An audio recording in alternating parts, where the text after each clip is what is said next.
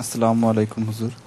ওয়ালাইকুম আসসালাম রাহমাতুল্লাহ। আমার প্রশ্ন হলো যে কোরআন শরীফে he is new. He's studying in Southampton University. প্রশ্ন হলো যে কোরআন শরীফে দাস প্রথা সম্পর্কে বা দাসদের সাথে আচরণ সম্পর্কে অনেক আয়াত আছে, কিন্তু বর্তমান যুগে সেইভাবে দাস প্রথা আমরা দেখি না।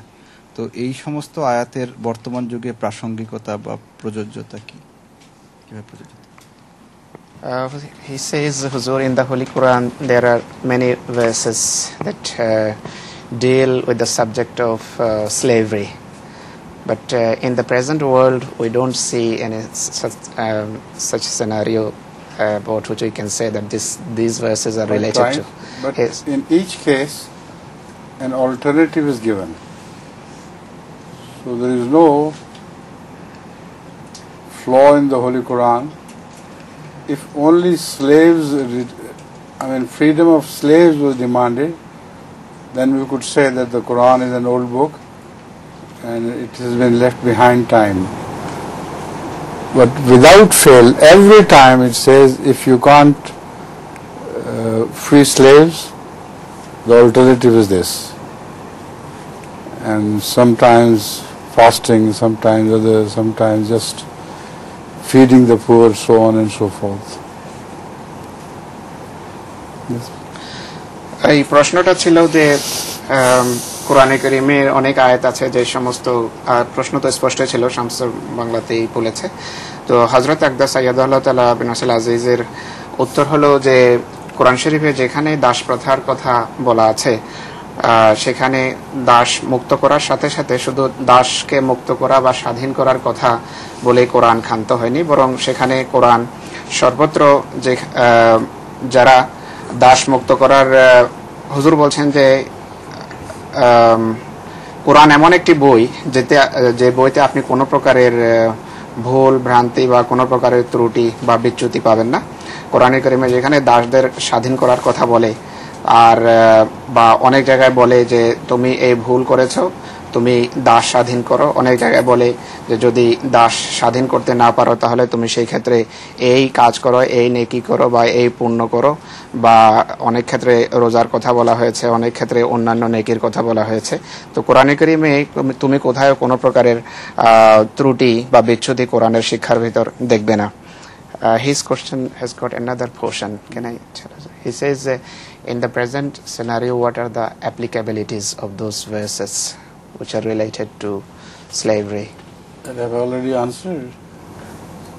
It applies to the present scenario as well because the alternative is also given. হুজুর বলছেন যে আমি অলরেডি এই আয়াতে তার প্রশ্নের এই অংশের উত্তর দিয়েছি। এই যেখানে দাস প্রথার কথা বলা হয়েছে সেখানে বিকল্প যে তার দিকটা রয়েছে, দাস প্রথা না থাকলে তার একটা বিকল্পও আছে, সে বিকল্পের কথাও কোরআন কারীম পরিষ্কারভাবে উল্লেখ করে। Moreover, it is wrong to say that slavery has altogether been abandoned. In Saudi Arabia, there are slaves, and also there are African American slaves, and so on and so forth. So slavery in some form does exist even today. হযরত আকদাস এটিকে আরো খুলাসা করেছেন, আরো স্পষ্ট করেছেন। হুজুর বলেন যে এটি বলা যে দাস প্রথা আজকে একেবারে উঠে গেছে এটি পুরোপুরি ঠিক নয়, এটি ভুল কথা। কোনো না কোনো ভাবে, কোনো না কোনো পদ্ধতিতে বা কোনো না কোনো ধরনের দাস প্রথা আজও পৃথিবীতে বিরাজ করছে। সৌদি আরবের দৃষ্টান্ত দিয়েছেন যে সেখানে আজও এক ধরনের দাস প্রথা রয়েছে, অনুরূপভাবে আমেরিকাতে এক ধরনের দাস প্রথা আজও বিরাজ করছে। আসসালামু আলাইকুম হুজুর। হুজুর প্রশ্নটি পাঠিয়েছেন টেক্সাস থেকে শফিকুর রহমান মিশু। উনি জানতে চেয়েছেন বর্তমানে পৃথিবীর তাপমাত্রা বৃদ্ধি পাচ্ছে, এর কারণ হিসাবে অনেক বিজ্ঞানীরা বলেন যে বন জঙ্গল কেটে ফেলা এবং শিল্প উন্নয়ন এর অন্যতম কারণ। তো থেকে প্রতিকার পাওয়ার উপায় কি? Shafiqur Rahman Mishu has submitted this question to Huzur. Shafiq Rahman from Bangladesh?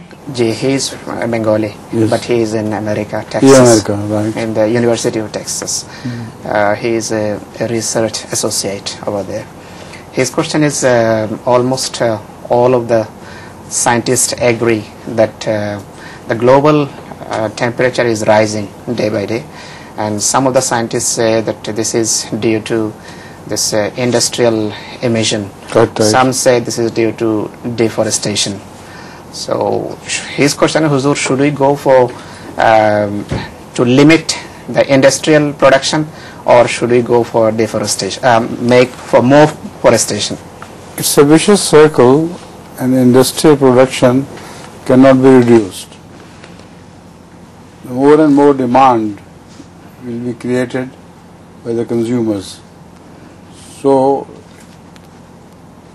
rich countries are competing with the poor countries for this purpose, and so on and so forth. So that is not possible. As far as the deforestation is concerned, strict measures should be taken and can be taken, and in advanced countries these measures are taken, except in Africa and other backward countries. In Pakistan also no such measures are taken. So there should be a global movement to impress the importance of this, because Hazrat sallallahu alaihi wasallam enjoined upon people, if one tree is removed, 10 more trees should be grown. So if this injunction of Hazrat sallallahu alaihi wasallam was carried out by the Muslims, there will be no need of any deforestation at all. And in Pakistan, unfortunately, some areas are completely deforested, totally deforested. In Hazar district, etc., there are beautiful jungles full of different trees, but now for the sake of stealing wood, they have been deforested and become barren, with the result that there is no rain anymore, and people forget that it is the forests which demand rain from heavens, as if in reality the more forests there are, more rain will fall upon those forested areas. So because there is no rain, there is no forest, there would be no rain, and hills have become totally barren. So it's a pity to watch those hills, and a movement, a pan-Islamic movement should be launched based on the traditions of Hazrat sallallahu alaihi wasallam, so that the Muslims should take the first lead in this. এই প্রশ্নের উত্তরে হযরত আমিরুল মুমিনিন আইয়াদাহুল্লাহ তাআলা বিন নাসরুল আজিজ বলেন যে শিল্পের যে সমস্ত উৎপাদন রয়েছে সেই উৎপাদনকে কোনোভাবে কমিয়ে আনা সম্ভব হবে না, কেননা মানুষের চাহিদা ক্রমশ বাড়ছে এবং যারা শিল্পজাত দ্রব্য বা পণ্য ব্যবহার করে তাদের চাহিদা উত্তরোত্তর বা যুগের সাথে সাথে সময়ের সাথে সাথে ক্রমশ বাড়ছে। তাই এটিকে কোনোভাবে কমিয়ে আনা সম্ভব না। আর এই ক্ষেত্রে প্রতিযোগিতাও বাড়ছে উন্নত বিশ্বের সাথে অনুন্নত বিশ্বের বা উন্নয়নশীল বিশ্বের কে কতটা শিল্পজাত দ্রব্য উৎপাদন করতে পারে বা বাজারে ছাড়তে পারে সে নিয়ে অনবরত অব্যাহত প্রতিযোগিতা রয়েছে। তাই এটি সম্ভব নয়, হযরত আকদাসের পরিষ্কার উত্তর। কিন্তু বনায়নের ব্যাপারে হুজুর বলেন যে যেখানে যে বন জঙ্গল যে কেটে ফেলা হচ্ছে সর্বত্র, এ ব্যাপারে যাতে বন জঙ্গল কাটা না হয়, বৃক্ষপালাদি যেন বাড়তে পারে অবাধে, এই ব্যাপারে হুজুর বলছেন যে অত্যন্ত পরিকল্পিত পদক্ষেপ সবাইকে নেওয়া উচিত। বিশ্বের উন্নত দেশগুলো সম্পর্কে হুজুর বলেন যে উন্নত দেশগুলোতে এই ধরনের পদক্ষেপ নেওয়া হয়েছে এবং তারা এই ব্যাপারে কিছুটা চেতনা রাখে, সচেতনতা রয়েছে এবং চেষ্টাও করে। কিন্তু অনুন্নত দেশগুলোতে, আফ্রিকান মহাদেশের কথা হুজুর বলছেন যে সেখানে এইদিকে এখনো চেতনা মানুষের ভিতর সৃষ্টি হয়নি। পাকিস্তানে হুজুর বলছেন যে এই চেতনা নাই বললেই চলে। তো এই ধরনের দেশগুলোতে হুজুর বলছেন যে চেতনাহীনতার কারণে যে বন ক্রমশ হারিয়ে যাচ্ছে। আর তাই হযরত আকদাস বলছেন এই ব্যাপারে অত্যন্ত সুপরিকল্পিত পদক্ষেপ নেওয়া উচিত। হযরত রাসূল করিম সাল্লাল্লাহু আলাইহি ওয়াসাল্লামের পবিত্র হাদিস সম্পর্কে হুজুর বলেন যে হুজুর সাল্লাল্লাহু আলাইহি ওয়াসাল্লাম এই ব্যাপারে শিক্ষা দিয়ে গেছেন। তার শিক্ষা হলো যে যদি একটি গাছ তুমি কাটো তাহলে তার জায়গায় 10টি গাছ তোমাকে লাগাতে হবে। তো এটি পরিবেশের ভারসাম্যকে রক্ষা করার একটা শিক্ষা হযরত মুহাম্মদ রাসূলুল্লাহ সাল্লাল্লাহু আলাইহি ওয়াসাল্লাম দিয়ে গেছেন। আর রাসূল করিম সাল্লাল্লাহু আলাইহি ওয়াসাল্লামের এই শিক্ষার উপর যদি মুসলমানগণ আমল করত, অনুশীলন করত, তাহলে আজকে এই অবস্থা হতো না।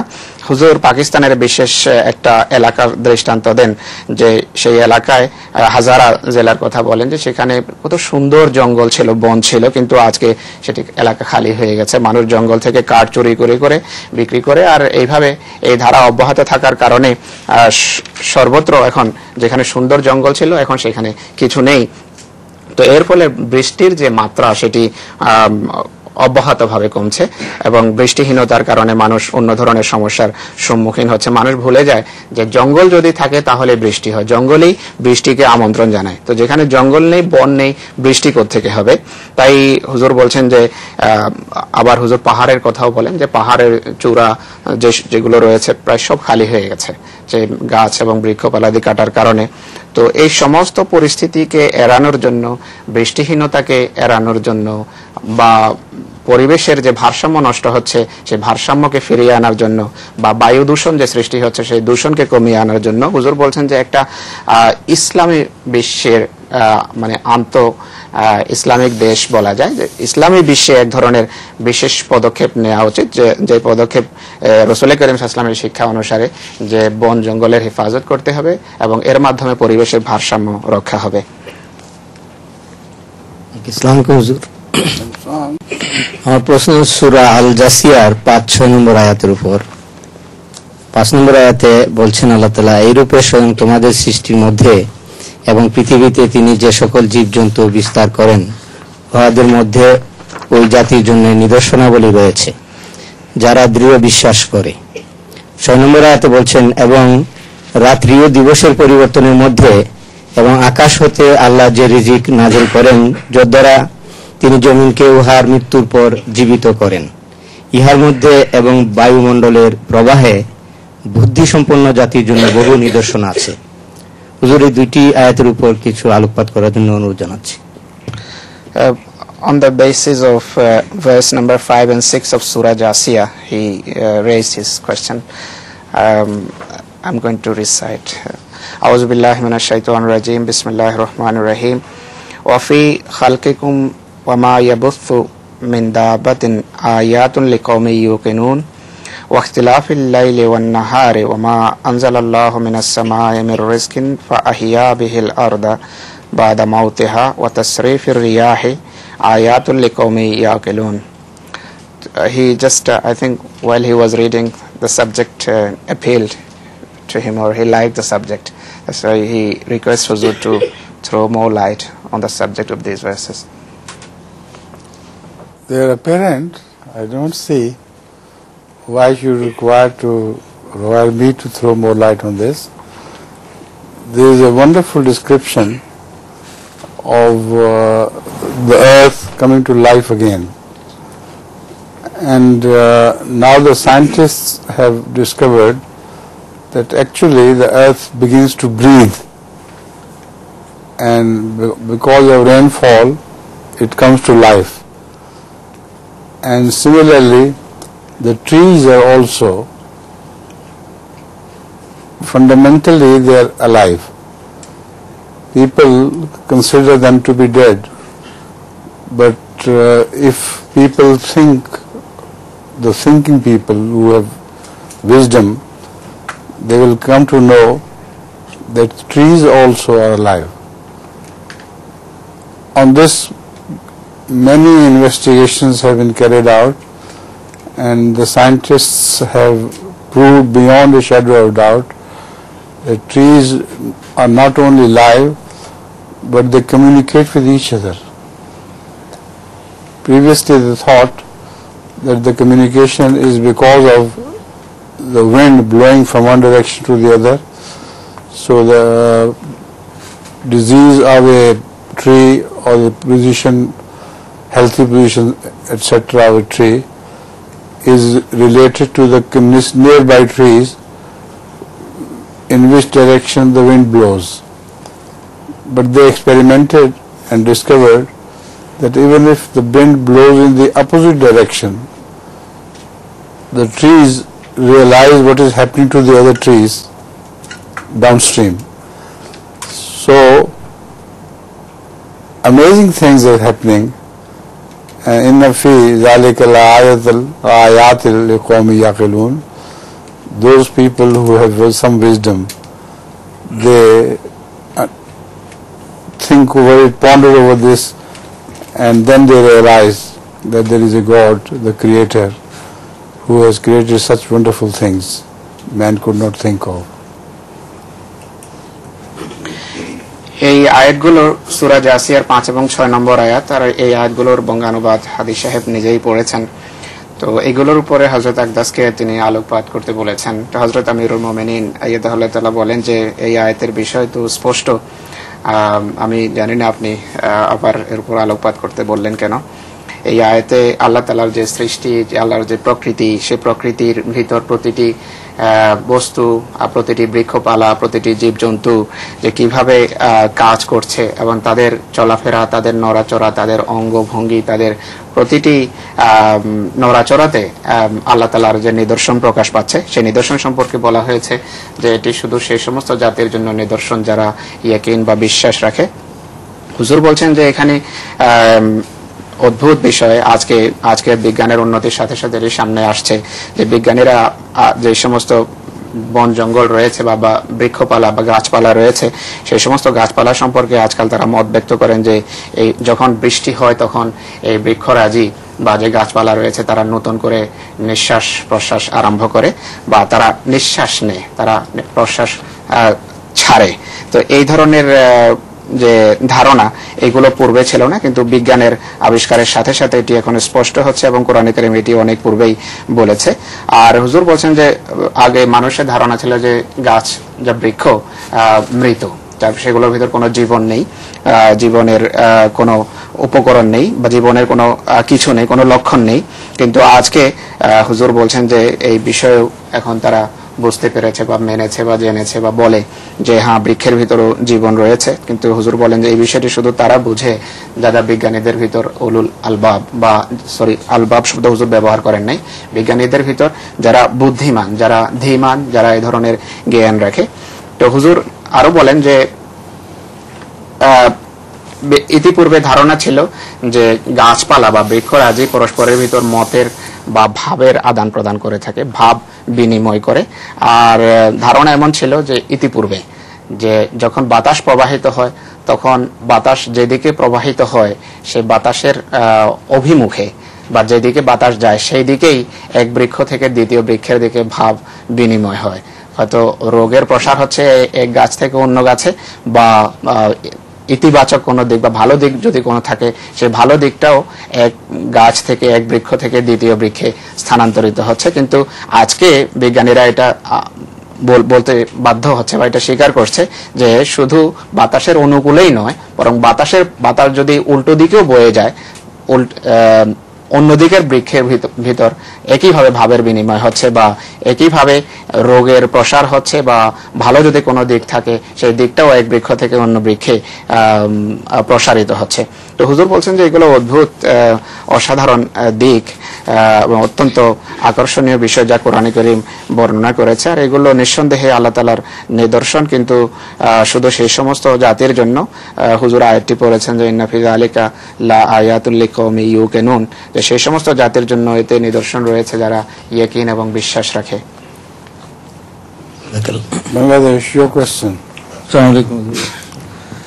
যদি 9 বছরের ছেলে কোরআন মজিদের 2-3 পারা মুখস্থ করে তা কি সে তারাবির নামাজ পড়াইতে পারে?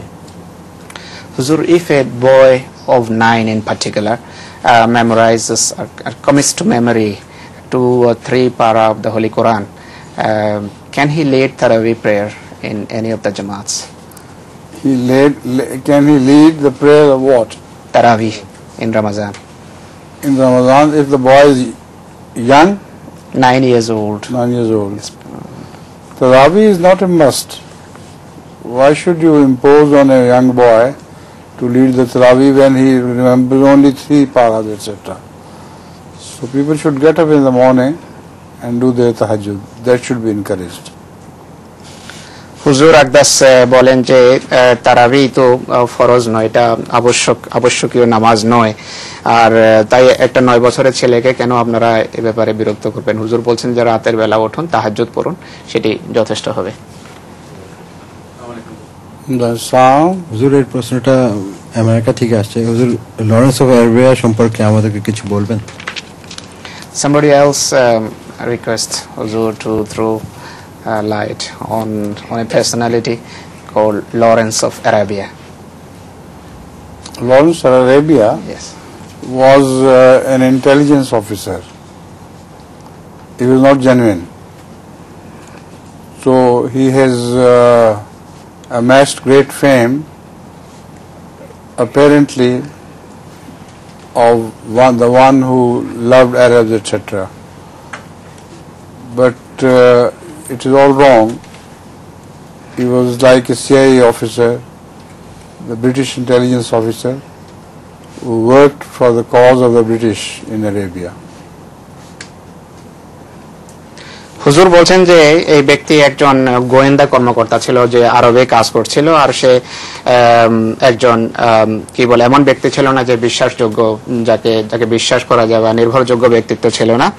সে সেখানে আরব প্রেমিক হিসাবে বা আরবদের প্রতি যে তার মানে এমন ভাব সেখানে প্রদর্শিত হয়েছে বা সে তার ব্যক্তিত্ব এমন ভাবে ফুটে উঠেছে যেন সে আরবদের জন্য ভালোবাসা রাখে, কিন্তু ব্যক্তি সত্যিকার অর্থে তা নয়। সে ছিল সিআইএ এর এক গোয়েন্দা কর্মকর্তা বা একজন ব্রিটিশ গোয়েন্দা কর্মকর্তা ছিল, যা ব্রিটিশ সরকারের পক্ষে সেখানে গোয়েন্দাগিরি করেছে। আসসালামু আলাইকুম হুজুর। হুজুর, ইসলামী শিক্ষা অনুসারে বিয়েতে কুফফের ব্যাপারে খেয়াল রাখতে হয়। প্রশ্ন হলো, কোন দেশ, জাতি বা গোত্র এগুলি কুফফ এর ভিতরে আসে কিনা? According to Islamic teaching, we should be careful about kufuf when somebody goes for his marriage or her marriage. Kufuf. Yes, that's right. His question is, Huzur, race, nationality, or country. Do these things come under this term? They do. All these can possibly become the factors of kufr. But the main advice of Ahmad sallallahu alaihi wasallam is about the kufr in one's piety. If a boy is pious, his kufr is a pious lady. If a girl is a pious lady, her kufr is a pious boy. So one should not marry among the non-kufr in this respect particularly, and a pious girl should not be married to an unpious, wicked person, because then throughout her life she suffers unless separated. So this is a very important advice of Muhammad sallallahu alaihi wasallam, which unfortunately is not carried nowadays, and that is why there are so many family problems. হযরত আকদাস সাইয়্যিদুল্লাহ তাআলা বিন আজিজ বলেন যে হ্যাঁ, দেশ বা বর্ণ বা গোত্র বা জাতি, এই বিষয়গুলো কোন জাতির সদস্য বা সদস্যা সে ছেলে এবং মেয়ে, এই বিষয়গুলো নিঃসন্দেহে কুফফের অধীনে আসে। কিন্তু হুজুর বলছেন যে এইগুলো আসল বিষয় নয়। আসল কুফুফ যেটি রাসূল করিম সাল্লাল্লাহু আলাইহি ওয়াসাল্লাম যে ব্যাপারে মানুষকে সাবধান হতে বলেছেন বা যত্নশীল হতে বলেছেন সেটি হলো তাকওয়া বা খোদা ভীতি। দেখতে হবে যে ছেলে বা মেয়ে তাকওয়ার কোন পর্যায়ে আছে বা তারা কতটা তাকওয়াশীল। হুজুর বলছেন যে এক ছেলে যদি মুত্তাকি হয়, এক ছেলে যদি তাকওয়াশীল হয়, তাহলে তার জন্য কুফুফ তালাশ করতে গিয়ে সে দেখবে যে মেয়েটার ভিতরও অনুরূপ তাকওয়া রয়েছে কিনা বা খোদাভীতি বা দিনদারি রয়েছে কিনা। অনুরূপভাবে এক মেয়ে যখন তার সাথী বা জীবন সাথী সন্ধান করতে যায়, সেই ক্ষেত্রে সে যদি মুত্তাকি মেয়ে হয় তাহলে সে দেখবে কুফুফ তার ক্ষেত্রে হবে সে একটা মুত্তাকি ছেলে তালাশ করা। তো এই ক্ষেত্রে হুজুর বলছেন যে এ ব্যাপারে মানুষ যত্নবান না হওয়ার কারণে অনেক বেশি সমস্যা সৃষ্টি হচ্ছে। আর রাসূল করিম সাল্লাল্লাহু আলাইহি সাল্লাম এটিকেই মূল কুফুফ হিসাবে বর্ণনা করেছেন যে বিয়ে করার সময় তোমরা শুধু এই বিষয়টাই দেখবে। এটি না দেখার কারণে হুজুর বলছেন যে অনেক অশান্তি ঘটে। আর অনেক ক্ষেত্রে এটি বিয়ে করার সময় এটি মানুষ দেখে না, যার ফলে সারা জীবন অশান্তিতে কাটাতে হয় এবং যতক্ষণ পর্যন্ত বিচ্ছেদ না হয় ততক্ষণ পর্যন্ত এক ধরনের অশান্তির পরিস্থিতির ভিতরে, পরিবেশের ভিতরেই তাদেরকে জীবনযাপন করতে হয়। Yes, please. আসসালামু আলাইকুম হুজুর। হুজুর, মানুষ আর ফেরেশতার ইবাদতে কিছু কি মানে ডিফারেন্স আছে, ফরক আছে? Huzur, is there any difference between the ibadat of worship of man and worship of angels? Between the ibadat of angel and ibadat of man? There is a great difference, of course.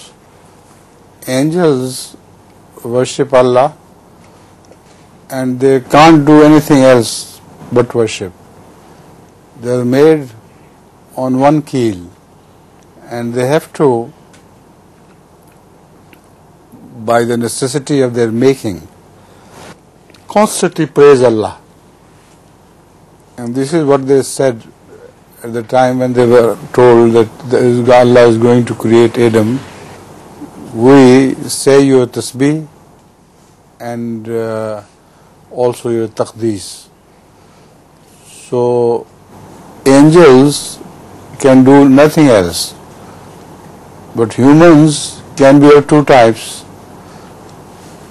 Those who raise Allah's name in glory and extol Him to the maximum, and those who forget Him completely and God is no factor in their lives. So in between there are so many different grades of people, but in angels you can't divide. That some angels are more mindful of Allah, some are less mindful of Allah. They are made just to worship. এই প্রশ্নের উত্তরে হযরত আকদাস বলেন যে ফেরেশতা এবং মানুষের ইবাদতের ভিতর নিঃসন্দেহে অনেক পার্থক্য আছে। ফেরেশতা সম্পর্কে হুজুর বলেন যে ফেরেশতা আল্লাহ তাআলার ইবাদত ছাড়া আর কোনো কিছু করতে পারে না। এটি তাদের সৃষ্টি এমন ভাবে হয়েছে, আল্লাহ তাআলা তাদেরকে বানিয়েছেন এমন ভাবে যে আল্লাহ তাআলার ইবাদত ছাড়া তারা আর কোনো কিছুই করতে পারে না বা করা তাদের জন্য সম্ভব নয়। আর হযরত আদম আলাইহিস সালাতু ওয়াস সালামের সৃষ্টি সম্পর্কে ফেরেশতারা এই কথাই যখন আল্লাহ তাআলা আদমকে সৃষ্টির সিদ্ধান্ত করলেন তখন তারা বলল যে আল্লাহ আমরা তো তোমার ইবাদত নাহনু নুসাব্বিহু বিহামদিকা ওয়া নুকাদ্দিসু লাক, যে তোমার তাসবিহর সাথে আমরা তোমার প্রশংসার সাথে তোমার তাসবিহ করছি আর তোমার পবিত্রতা আমরা ঘোষণা করছি অনবরত। তো হুজুর বলছেন যে এটি একমাত্র ফেরেশতার কাজ, আল্লাহর তাসবিহ করা, আল্লাহর প্রশংসা বর্ণনা করা, এছাড়া ফেরেশতার আর কোনো কাজ নেই। কিন্তু মানুষের ক্ষেত্রটি ভিন্ন। মানুষের ভিতর দু ধরনের হুজুর বলছেন যে মানুষ রয়েছে। এক ধরনের মানুষ সবসময় আল্লাহ তাআলার তাসবিহ করেন, তার পবিত্রতা সহ তার মহিমা ঘোষণা করতে থাকে অবিরত। কিন্তু এক ধরনের মানুষ এমন আছে যারা আল্লাহ তাআলাকে পুরোপুরি ভুলে যায়। মনে হয় যেন তাদের জীবনে আল্লাহ তাআলা নামক যে এক মহান সত্তা রয়েছেন সেই সত্তার কোনো ছাপ তাদের জীবনে কখনো দেখা যায় না। কিন্তু হুজুর বলছেন যে এটি দুটো চূড়ান্ত স্তর মানুষের। এই দুই স্তরের মাঝে অগণিত স্তরের, অগণিত পর্যায়ের, অগণিত ধরনের মানুষ আছে, যার কেউ আল্লাহর ইবাদত করে, কেউ কোনো সময় ইবাদত করে, কোনো সময় ভুলে যায়। তো এগুলো মানুষের বিভিন্ন পর্যায়। কিন্তু হুজুর বলছেন যে ফেরেশতার ভিতরে এমন নেই। ফেরেশতা একই ধরনের, তাদেরকে একইভাবে আল্লাহ তাআলা সৃষ্টি করেছেন। তা হলো তারা সবসময় আল্লাহ তাআলার ইবাদতে, আল্লাহ তাআলার পবিত্রতায়, আল্লাহ তাআলার মহিমা এবং গুণকীর্তনে রত থাকে। আসসালামু আলাইকুম ওয়া রাহমাতুল্লাহ। ওয়া আলাইকুম আসসালাম। হুজুর, বাকা ও ফানা এই দুইটা শব্দের তাৎপর্য বর্ণনা করলে অনেক হইব। He wants to know the meaning and significance of these two terms. One is baqa and another is fana. They're exactly opposite to each other. Baqa means continuity of life, and fana is totally destruction of one's being into nothingness. Fana is nothing. But sometimes, according to Sufi's terminology, fana means one's own self-destruction, destruction of one's ego. And in this term, fana and baqa become one and the same thing. If you destroy your ego, you attain baqa. If your ego is live, then you can't attain baqa. So these are the two different terms, according to Sufis, which join at the summit, and there the fana and baqa actually mean one and the same thing. প্রথমে এই প্রশ্নের উত্তর দিতে গিয়ে হযরত আকদাস সাইয়্যিদাহুল্লাহ তাআলা বিন নাসিল আজিজ বলেন যে এগুলো সম্পূর্ণ বিপরীত দুটো শব্দ, অর্থাৎ একটি অন্যটির থেকে সম্পূর্ণভাবে বিপরীত অর্থ রাখে। ফানা বাকা শব্দের অর্থ হলো যে স্থায়িত্ব লাভ বা জীবনের ধারা বা প্রবাহ জারি থাকা বা অব্যাহত থাকা, এটিকে বলা হয় বাকা। আর ফানা হলো কোনো কিছু মিটে যাওয়া বা অবলুপ্তি বা বিলুপ্তি, কোনো কিছুর অস্তিত্ব সম্পূর্ণভাবে মিটে যাওয়া বা লুপ্ত হওয়া, এটিকে বলা হয় ফানা। কিন্তু সুফি ইজম বা তাসাউফের জগতে এই দুই শব্দের একটু ভিন্ন ধরনের ব্যবহার রয়েছে। সুফিরা বলেন যে ফানা শব্দের অর্থ হলো নিজের যে আমিত্ব রয়েছে, নিজের অহমিকা বা আত্মম্ভরিতা বা নিজের ভিতরকার যে আমি, সেই আমিকে ধ্বংস করা, এটিকে বলা হয় ফানা সুফিদের পরিভাষায়। আর এই হুজুর বলছেন যে এই ক্ষেত্রে এসে উভয়টি এক জায়গায় একত্রিত হয়ে যায়। কোনো ব্যক্তি যখন নিজের আমিত্বকে মিটিয়ে ফেলে, নিজের নফসকে যখন সে পদতলে পিষ্ট করে, তখন সে বাকা লাভ করে, তখন সে তার জীবন স্থায়ী হয়, তার জীবনের ভিতর প্রাণ চাঞ্চল্য অনেক পূর্বের তুলনায় অনেক বেশি জোরালো ভাবে দেখা যায়। তো এটিকে বলা হয় বাকা। তো হুজুর বলছেন যে এই ক্ষেত্রে গিয়ে উভয়টি এক চূড়ায় একত্রিত হয়ে যায়। সূরা আল আরাফের 144 নম্বর আয়াতে আল্লাহ তাআলা হযরত মুসা আলাইহিস সালামের উপর তার নূরের যে বিকাশ ঘটিয়েছিলেন, যাতে তার নূরের তাজাল্লিয়াতে পাহাড় ভস্মীভূত হয়ে গিয়েছিল, সেটা কি কোনো ভৌতিক বিষয় ছিল, না এর মধ্যে আরো অন্য কোনো বিষয় নিহিত রয়েছে? সাথে সাথে এর একটা আয়াতের সংক্ষিপ্ত ব্যাখ্যা হুজুরের কাছ থেকে শুনতে চাচ্ছি। This is related to verse number 144 of Surah Araf. It is actually the subject related to Hazrat Musa alayhi salatu wasalam when he went on mountain to see Allah's manifestation. So Allah manifested himself over the mountain. Was that manifestation something physical, or it has got some other meaning? It simply means that a strong, shall we say, lightning was manifested, and Allah himself did not manifest himself in the sense that Musa was demanding. So the lightning struck the mountain and it became scattered into smithereens, with the result that Kharra Musa Sa'iqa, Musa lost consciousness. So Allah wanted to inform him that if you can't even bear to see the lightning, how can you bear to see my glory?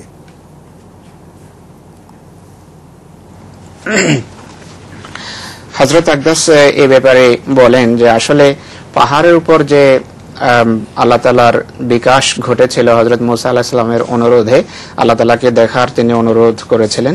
আল্লাহ তাআলা পাহাড়ের উপর নিজের তাজাল্লি করেছেন। হুজুর বলেন যে সেই তাজাল্লি আসলে এক ধরনের অত্যন্ত শক্তিশালী ধরনের বজ্রপাত বা বিদ্যুৎপাত হয়েছিল পাহাড়ের উপর, আর সেটি স্বয়ং আল্লাহ তাআলা ছিলেন না, বরং আল্লাহ তাআলার এক ধরনের বিকাশ হয়েছে বজ্রপাতের বা বিদ্যুৎপাতের আকারে, যেটি পাহাড়ের উপর হয়েছে। আর এটিতে হযরত মুসা আলাইহিস সালাম প্রভাবিত হন এবং তিনি সেখানে অচেতন হয়ে পড়ে যান বা বেহুশ হয়ে যান। তো তারপর হযরত মুসা আলাইহিস সালাম হুজুর বলছেন যে এর মাধ্যমে আসলে হযরত মুসা আলাইহিস সালামকে আল্লাহ স্মরণ করাতে চেয়েছেন যে তুমি এই যে আমার এক ধরনের বিকাশ তাজাল্লি আমি করেছি পাহাড়ের উপর বজ্রপাতের আকারে, সেটিকে সহ্য করতে পারছো না, তো আমাকে কিভাবে দেখবে? তো এটি হযরত মুসা আলাইহিস সালামের জন্য একটা শিক্ষণীয় বিষয় ছিল যে আল্লাহ তাআলা তাকে দেখাতে চেয়েছিলেন বা জানাতে চেয়েছিলেন। হুজুর, কোরআন শরীফের কোন পাতা ছিঁড়ে যায় সেটাকে কিভাবে ডিসপোজ করা উচিত? If any page of the Holy Quran is torn, then how can we dispose it off? Should it? In public, nothing can be done, but in private, it's better to burn it or put it in a machine where it is shredded. Better to have it shredded if there is available shredding machine. But if not, please. If not, the best thing is to have it burned so that people may not trample upon it. কোরআন কারীমের কোন পাতা যদি ছিঁড়ে যায় তাহলে সেটিকে কিভাবে আমরা সামলাতে পারি? হযরত আকদাস বলছেন যে এটিকে সামলানোর উপায় হলো যে তুমি মানুষের সামনে নয়, বরং মানুষের দৃষ্টির আড়ালে গিয়ে, দৃষ্টির বাহিরে গিয়ে সেই পৃষ্ঠাটাকে তুমি জ্বালিয়ে ফেলো। আর কিন্তু হুজুর বলছেন যে ভালো এটি হয় যদি এমন কোন মেশিন থাকে যে মেশিনের মাধ্যমে সেটাকে কেটে ছোট ছোট টুকরা করে ফেলা যায়, তাহলে ভালো, এটি পছন্দনীয়, এটি যে মেশিনে দিয়ে সেটিকে টুকরা টুকরা করে ফেলো। কিন্তু যদি মেশিনের কোনো জায়গায় ব্যবস্থা না থাকে তাহলে মানুষের দৃষ্টির বাহিরে এবং দূরে গিয়ে সেটিকে জ্বালিয়ে ফেলো, এটি কোরআনের সম্মান হবে।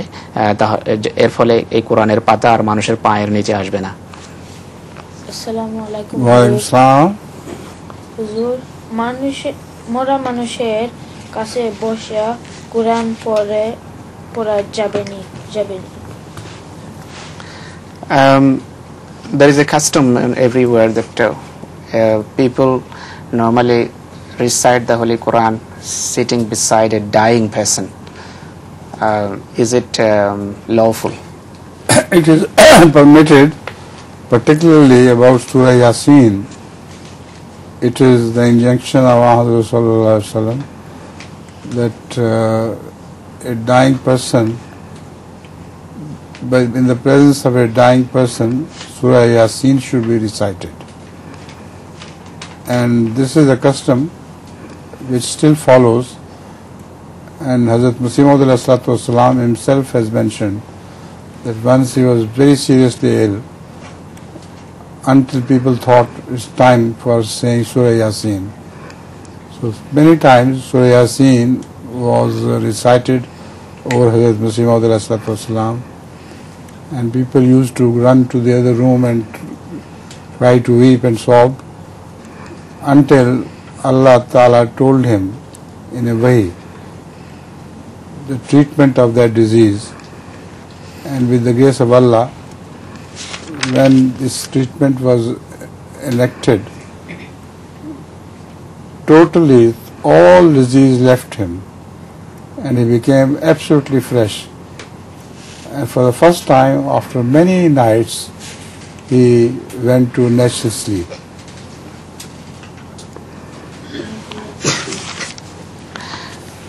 হযরত আকদাস বলছেন যে হ্যাঁ, মৃতপ্রায় ব্যক্তির বা মৃত্যুশয্যায় শায়িত ব্যক্তির পাশে বসে কোরআনে কারীম পড়ার অনুমতি রয়েছে। বিশেষ করে সূরা ইয়াসিন সম্পর্কে রাসূল করিম সাল্লাল্লাহু আলাইহি ওয়াসাল্লামের এমন শিক্ষা রয়েছে যে এক ব্যক্তি যে মৃতপ্রায় তার পাশে বসে কোরআন সূরা ইয়াসিন পড়া যায়।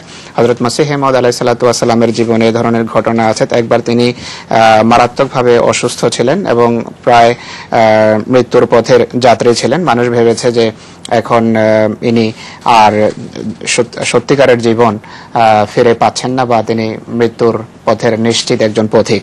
এই কথা ভেবে তার পাশে বসে সূরা ইয়াসিন তেলাওয়াত করা হয়েছে আর বারবার করা হয়েছে এবং মানুষ ভাবছিলেন যে ইনি এখন আমাদের ছেড়ে চলে যাচ্ছেন। অনেকেই অন্য কক্ষে গিয়ে অন্য কামরায় গিয়ে নীরবে কাঁদছিল হযরত মসিহ মাউদ আলাইহিস সালাতু ওয়াস সালামের জন্য। আর এই অবস্থায় আল্লাহ তাআলা হযরত মসিহ মাউদ আলাইহিস সালাতু ওয়াস সালামকে ইলহামে জানিয়েছেন যে তার সেই বিশেষ রোগের চিকিৎসা কি। সেই অনুসারে হযরত মসিহ মাউদ আলাইহিস সালাতু ওয়াস সালাম কাউকে ডেকে বললেন যে এই জিনিসটি বা যে বিশেষ জিনিসের কথা আল্লাহ তাআলা তাকে বলেছেন ইলহামে, সেই ব্যাপারে তিনি নির্দেশ দেন যে এটি নিয়ে আসো। এনে হযরত মসিহ মাউদ ইসলামের উপর সেটি ব্যবহার করা হলো এবং আল্লাহ তাআলার ফজলে হযরত মসিহ মাউদ ইসলাম স্বাস্থ্য ফিরে পেলেন এবং প্রথমবার তিনি এক রাতে ঘুমাতে পারলেন সুন্দরভাবে। তো হুজুর বলছেন যে এটি এর অনুমতি রয়েছে, রাসূল করিম সাল্লাল্লাহু আলাইহি ওয়াসাল্লাম এর অনুমতি দিয়েছেন। আমার প্রশ্ন হলো হযরত মুহাম্মদ সাল্লাল্লাহু আলাইহি সাল্লামের সঙ্গে আল্লাহ তাআলা কিভাবে দেখা হয়েছিল? রাসূল করিম সাল্লাল্লাহু আলাইহি ওয়াসাল্লাম saw Allah at the night of Miraj. What is the nature of that meeting or seeing Allah? That vision was not a naked vision. The Holy Quran has itself mentions it that ma kadabal fuadu ma raha, that Ahmad sallallahu alaihi wasallam's heart did not tell a lie about what it saw. So the I did is not mentioned, that when I saw Allah, I did not tell lies. It was the heart who saw. So ru'yat is just that of the heart and was not a physical ru'ya. That is why Hazrat Aisha Siddiqa radhiyallahu ta'ala anha was once asked about Ahmad sallallahu alaihi wasallam ru'yat, seeing Allah with naked eyes, and she answered, I shudder to think of anybody seeing Allah with naked eyes.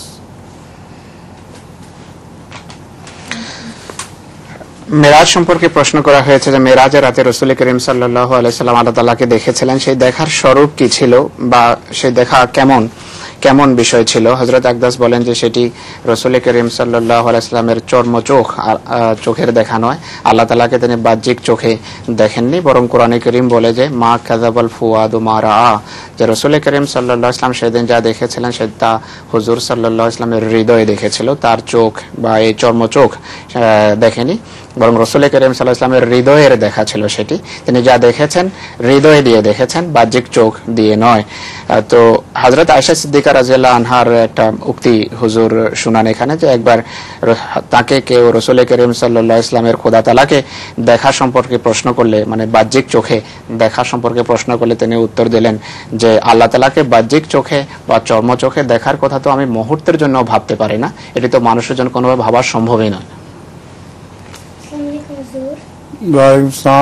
আমার প্রশ্ন হইল, কোন ফুলে গন্ধ থাকে কোন ফুলে নাই, এটা কেন? হুজুর, some flower have got fragrance and some flowers do not. What is the reason? The same thing applies to the human beings. Some human beings have fragrance and some do not have it. So Allah has created different things indicating different thing. হুজুর বলছেন যে মানুষের ক্ষেত্রেও একই কথা সমভাবে প্রযোজ্য, যে যেভাবে বলা হয় কিছু ফুলের সৌরভ আছে কিছু ফুলে নেই, অনুরূপভাবে কোন কোন মানুষের ক্ষেত্রে ভিতর সৌরভ রয়েছে, অর্থাৎ বিশেষ তাদের গুণাবলী আছে, অন্য মানুষ গুণাবলী শূন্য, তাদের ভিতর সেই সৌরভ নেই। তো আল্লাহ তাআলা বিভিন্ন জিনিস সৃষ্টি করেছেন অন্য কিছু জিনিসের দিকে এভাবে ইশারা বা ইঙ্গিতের জন্য, বা অন্য জিনিসের স্বরূপ বা অবস্থাকে বোঝানোর জন্য। Flowers in Bangladesh are very fragrant. I remember it. হুজুর বলছেন যে বাংলাদেশের ফুলের যে সৌরভ বা সুগন্ধ, সেটি বাংলাদেশের ফুলের ভিতর খুব আকর্ষণীয় সৌরভ বা সুগন্ধ রয়েছে, সেটি আমার মনে আছে। Except one tree of flowers which is sundar to look at, but it has no fragrance. What is the name of that tree? Huh? I think it's called in English it's called Bengali, I think it's called Krishnachura. Krishnachura. It flowers are very red. Red, ones. that's right. Yeah. Yes. Krishnachura. It is the muhavra in Bengali. I've forgotten it. It says that he is like that tree. He is without a fragrance, but beautiful to look at.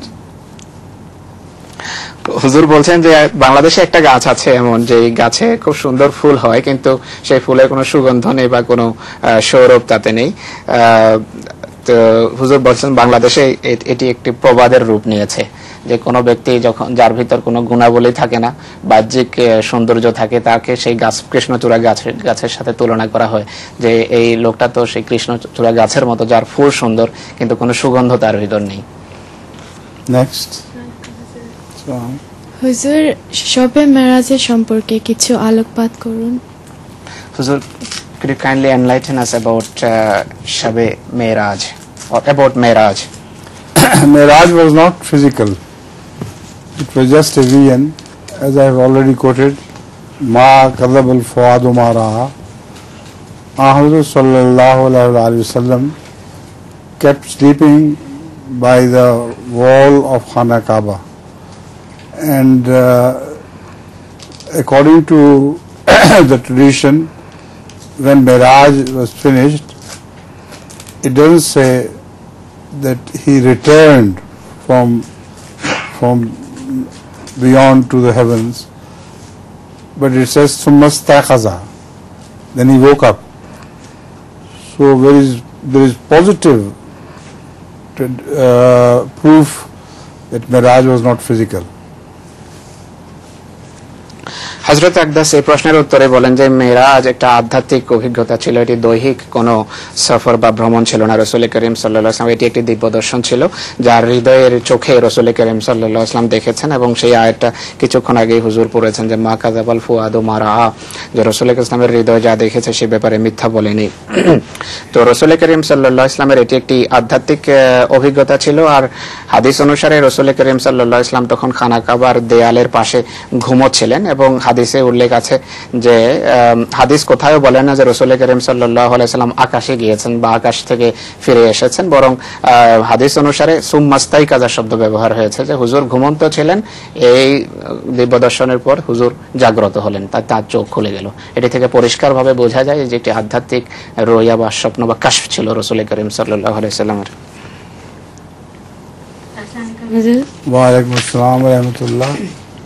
NK sky digital চালু হওয়ার পর আজ পর্যন্ত গার আহমেদির কাছ থেকে কোন রকম ভালো সাড়া পেয়েছেন কে?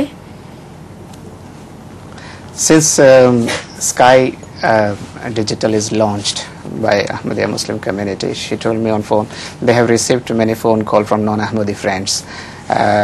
Has Huzur received any feedback from any non-Ahmadis? Not directly, but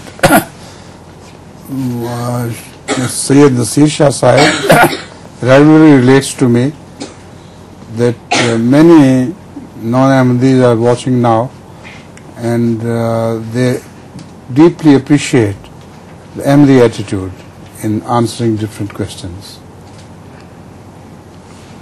হুজুর বলছেন যে আমার কাছে সরাসরি এভাবে কোনো গায়ের আহমদি ফোন করেনি বা তাদের পক্ষ থেকে আমি নিজে সরাসরি এই ধরনের কোনো সংবাদ পাইনি, কিন্তু সৈয়দ নসির শাহ সাহেব হুজুরকে রীতিমতো এই হুজুরকে রিপোর্ট দেন যে অনেক গায়ের আহমদি প্রোগ্রাম দেখছে, আর হযরত আকদাস যেভাবে প্রশ্নের উত্তর দেন বা যেভাবে বিষয়গুলো নিয়ে থাকেন এইগুলোকে তারা অত্যন্ত প্রশংসার দৃষ্টিতে দেখে এবং তারা সাধুবাদ জানায় হযরত আকদাসকে। আসসালামু আলাইকুম হুজুর। ওয়ালাইকুম আসসালাম। আরবি সকল ভাষার জননী, যখন আহমদিয়তের বিজয় হবে তখন আন্তর্জাতিক ভাষা কি হবে? Can you repeat again? আরবি সকল ভাষার জননী, যখন আহমদিয়তের বিজয় হবে তখন আন্তর্জাতিক ভাষা কি হবে? Oh, Arabic is the mother of all languages. When Ahmadiyat will prevail, then which language will be the mother of languages? You mean? Which will language will be the Arabic, of course, will spread because the Holy Quran is in Arabic, and daily we use Arabic. A'udhu billahi minash shaitanir rajeem, bismillahir rahmanir rahim, etc., etc. So it's impossible to obliterate Arabic from the face of the earth. With the growth of Ahmadiyat, Arabic will spread, but also Urdu will spread, and because Hazrat Masih Maud books and Malfuzat are in Urdu, so inshallah Urdu will also spread under the shadow of Arabic. হযরত আকদাস বলেন যে নিঃসন্দেহে আরবি ভাষা যেটা এখন কোরআনের ভাষা রয়েছে এটি তখনও বিশ্বজনীন ভাষা থাকবে নিঃসন্দেহে, কেননা এটি কোরআনের কারীমের ভাষা। প্রত্যহ আমরা কোরআনের এই ভাষাকে পড়ি, ব্যবহার করি। আউযু বিল্লাহি মিনাশ শাইতানির রাজিম, বিসমিল্লাহির রহমানির রহিম, এই ধরনের যে সমস্ত আয়াতগুলো রয়েছে এগুলো প্রত্যহ ব্যবহার হচ্ছে, কোরআনের অন্যান্য আয়াতও ব্যবহার হতে থাকবে। তো আহমদিয়তের প্রসারের সাথে সাথে নিঃসন্দেহে আরবি ভাষাও এইভাবে প্রসারিত হবে এবং জনপ্রিয়তা লাভ করবে, কিন্তু এর একই সাথে হুজুর বলছেন যে উর্দু ভাষাও পৃথিবীতে প্রসার লাভ করবে এবং উর্দু ভাষাও জনপ্রিয়তার ধীরে ধীরে আরো শীর্ষে আরোহণ করতে থাকবে, কেননা হযরত মসিহ মাউদ আলাইহিস সালাতু ওয়াস সালামের ভাষা, তার লেখনে, তার মলফুজাত সব উর্দুতে। আসসালামু রাহমাতুল্লাহ। যাদেরকে মৃত্যুদণ্ড দেওয়া হয়, ইসলামে মৃত্যুদণ্ড দেওয়ার পদ্ধতি কেমন হওয়া উচিত? What is the Islamic way of executing the capital punishment? Capital punishment? Ji. Beheading could be one of the ways, and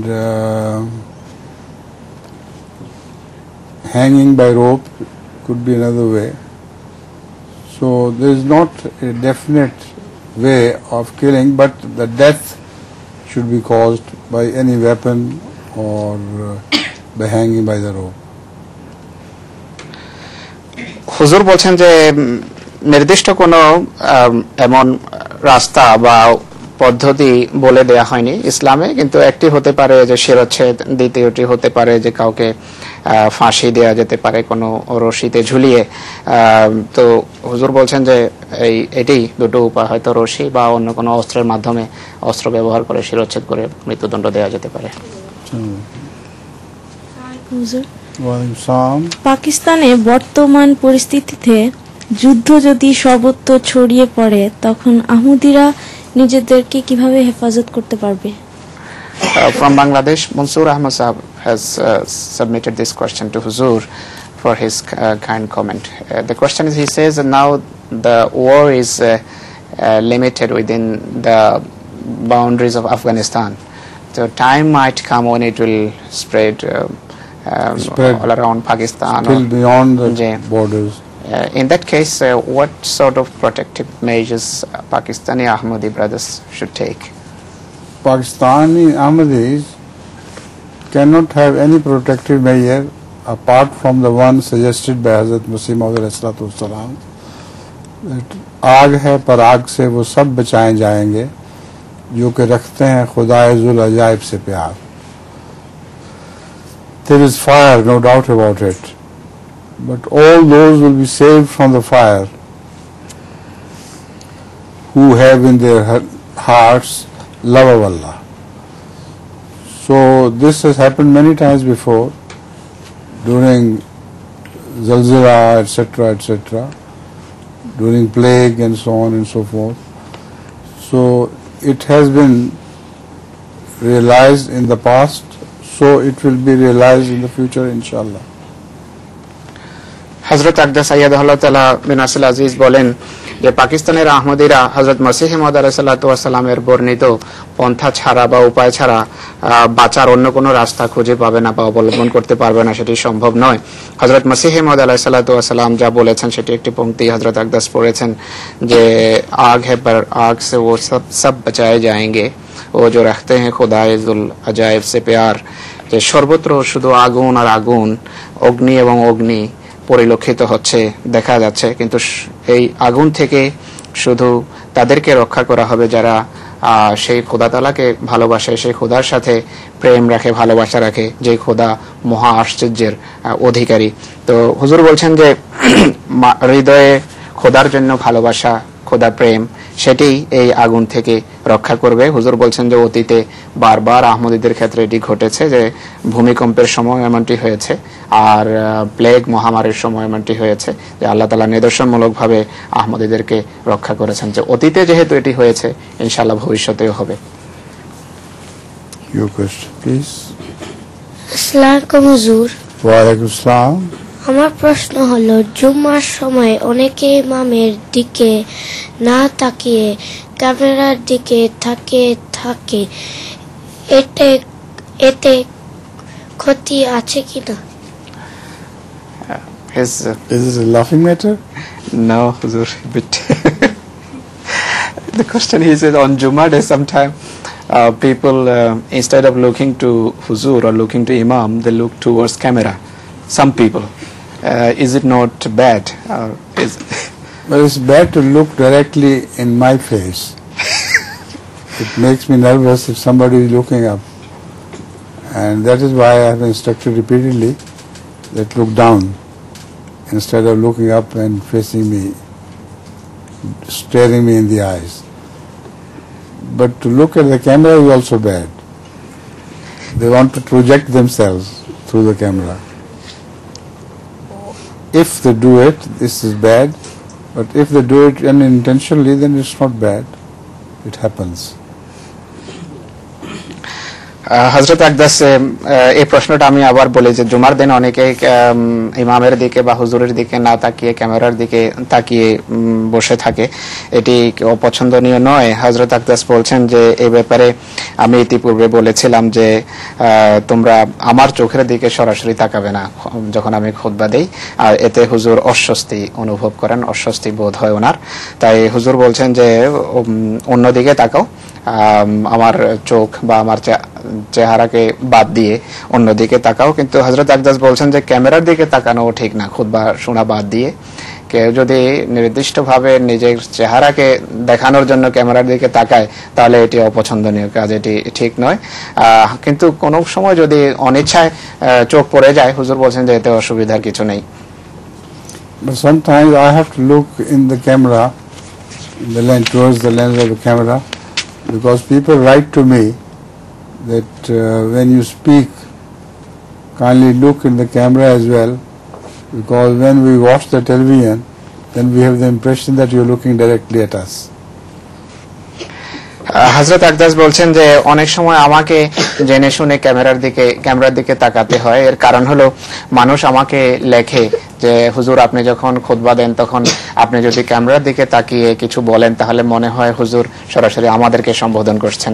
তাই হযরত আকদাস তাদের অনুরোধে ক্যামেরার দিকে তাকিয়ে অনেক সময় খুতবা প্রদান করেন। হুজুর আমার প্রশ্ন হলো,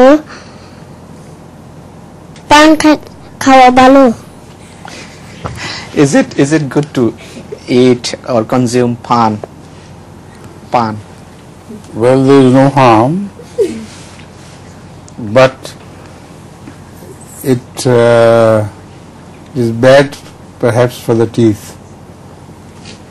If you eat pan without tobacco, then there is no harm. But if you eat pan with tobacco, then it is harmful for the health. So just to eat pan is not bad, and particularly it was used by Hazrat Amma Jan radhiyallahu anha And Hazrat Masih Maud Islam also once or twice asked her to give him glory of pan.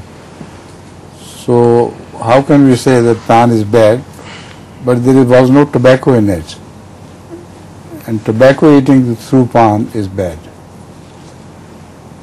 Right?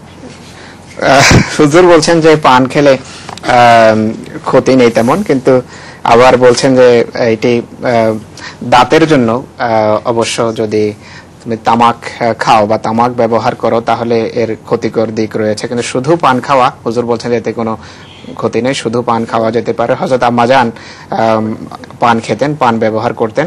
আর হযরত মসিহ মাউদ আলাইহিস সালাতু ওয়াস সালাম একবার বা দুইবার হযরত আম্মাজানের নিকট থেকে পান নিয়ে ব্যবহার করেছেন। তো হুজুর বলছেন যে এটা যদি খারাপ হতো বা নিষিদ্ধ হতো তাহলে হযরত মসিহ মাউদ ইসলাম কিভাবে সেটি করেছেন, তিনি কখনো তা নিতেন না। তো সারাংশ হলো যে তামাক ছাড়া খাওয়া যায়, এর কোনো ক্ষতিকর দিক নেই। Also, some children like mitha pan. In Karachi, it is sold at twice the price of ordinary pan. And they put many sweet things in it. And it's like eating mithai, mishti rather than pan. হুজুর বলছেন যে অনেক বালক বা শিশু এমন আছে যারা মিষ্টি পান খেয়ে থাকে। তো হুজুর বলছেন এটি পান মনে হয় না যখন খাওয়া হয়, আর পানের সাথে অনেক মানে মিষ্ট বা এমন অনেক জিনিস থাকে যাতে মিষ্টির মিশ্রণ থাকে বা চিনির মিশ্রণ থাকে। তো এই ধরনের জিনিস মিশিয়ে তারা পান বানিয়ে থাকে, আর এর দাম হুজুর বলছেন যে সাধারণ পানের তুলনায় প্রায় দ্বিগুণ হয়ে থাকে, কিন্তু এটি পান থেকে বেশি মিষ্টি মনে হয় খেতে। I think last time I promised Shaukat that we'll hear you sing something, didn't I? And the Shama ure jaye. What can we do? I came a bit late perhaps, so it's not possible. Next time inshallah, right? Ijazat hai, ab lo take this mithai and distribute it.